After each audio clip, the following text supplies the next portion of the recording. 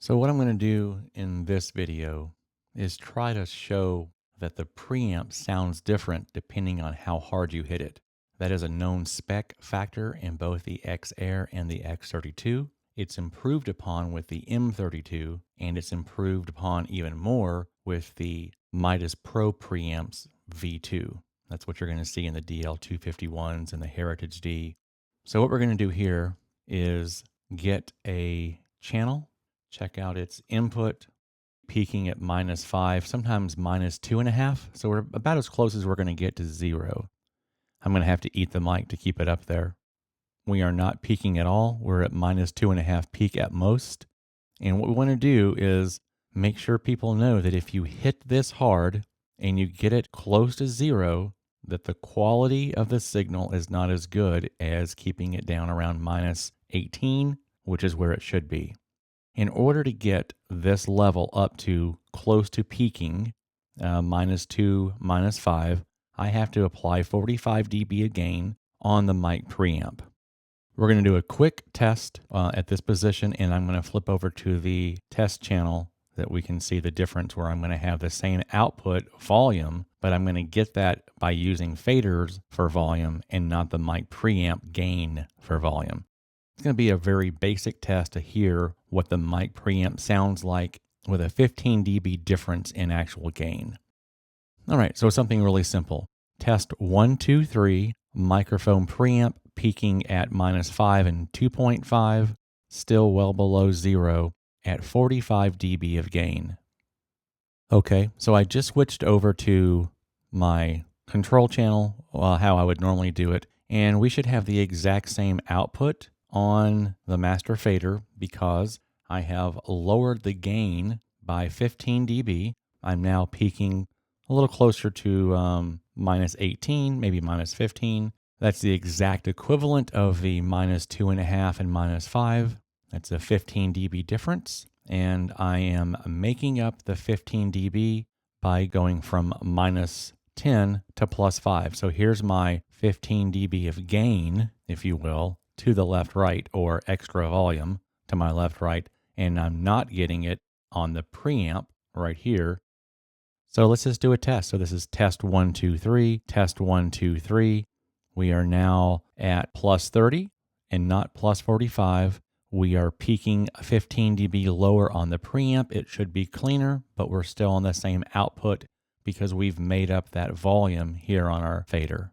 Test 1, 2, 3, microphone preamp peaking at -5 and 2.5. Test 1, 2, 3, test 1, 2, 3. We are now at +30 and not +45. Test 1, 2, 3, test 1, 2, 3, test 1, 2, 3, test 1, 2, 3. All right, so we're back to my normal voiceover channel that I always use.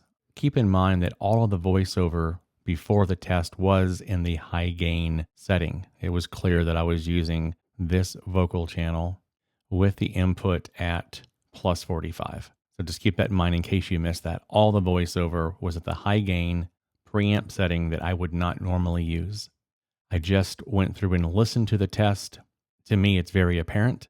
If it's not to you, obviously consider your playback device. And if it's still not real apparent, you might just say, all right, I trust everyone that says that it doesn't sound as good. Now, here's the thing to consider. I'm dealing with one microphone or one channel. Let's say we have, I'm going to say, a 5% difference in the cleanliness or the clarity of what that one channel sounds like. Imagine multiplying that by 16 on the XR or by 32 on an X32. That's when it becomes really significant. It's also where these devices get a bad rap.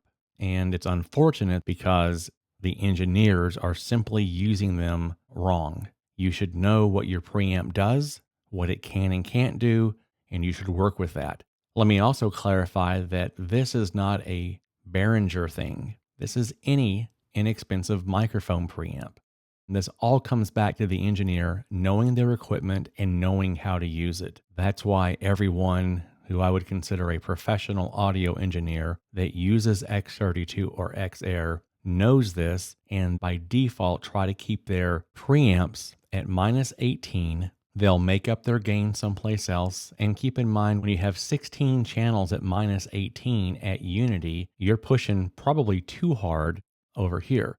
So you have to understand how summing works. It's plus 3, plus 3, plus 3 every time you double. So if we are at minus 18 right here, and I double that, we're at minus 15. If I double that, which is going to be 4, we're at minus 12. If I double that and go to 4 of these, we're at minus 9 on the output meter. And if we continue that and now have 16 channels, we're at minus 6. So we went from minus 18 to minus 6 just mathematically in the way that summing and decibels work.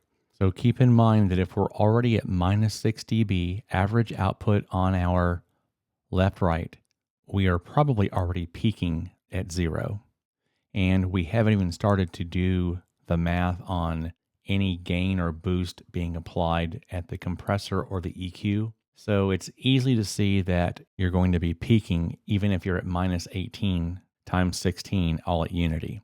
So if you already start with too much gain, you're going to be forced to start bringing all of your faders down, and you're going to have the classic gain structure problem. Now we're going to go over that in another video, but really where we've landed here is gain structure is the problem, and it all starts with setting your preamp. And not only is it a good general place to start at minus 18, there's actually some sonic reasons why you don't want to go above 18. So keep that in mind. It's something that no one's talking about when we're talking about setting one channel at minus 18 isn't enough volume for what I want to do. It may not be if it's just one, and if that's the case, I'm suggesting that you don't make it up here, in this case at 30. I'm going to make it up here, and I'm going to make it up here. All right, so I hope that makes sense. This is just a simple video that says you should run your preamps at minus 18. That could be average, maybe slightly a peak. I go to minus 15 maybe as a peak. And right now I'm below that. I'm not eating the microphone. I certainly could. You're going to hear the proximity effect.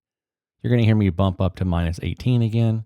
Anyway, if you have any questions on this, there are several discussions over on the Facebook user group, Midas and Behringer XR